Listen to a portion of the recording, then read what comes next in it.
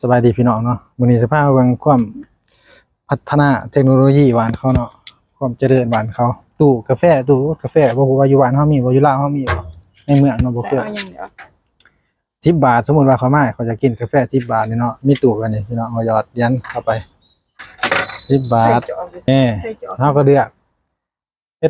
สโซหยังอันนี้เขาจะเอาคาปูชิโน่บ่แดงเอาคาปูชิโน่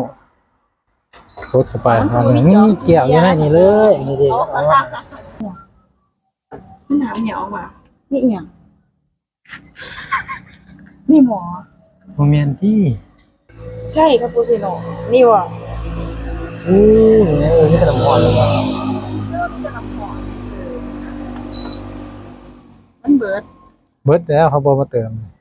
นี่จะน้ำหอนหมดกันไม่พออยู่โอ้ยบ่เป็นเรื่องเชียงเงินกูไปซื้อผิดพลาดพี่น้องผิดพลาดปกติบ่แดงเคยไปกินอยู่แต่ก่อนหั่น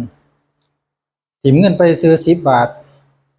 กาแฟเบิดก็บ่มาเติมเนาะเจ้าของตู้บ่ได้เติมถิมเงินไปซื้อ10 บาทแต่ก่อนหั่นเคยไปกินอยู่แต่ก่อนหั่นมันก็ออกมาก็เฮาหยอดก็ไป10 บาทออกมาเป็นจอกเลยเป็นแก้วเลยสบายกิน เฮาอยากไรยังเฮาเลือกมันมี3รสชาติอยู่ในหั่นแหละแต่ว่าไปตัวนี้ผิดพลาดถิมเงิน10 บาทไปซื้อ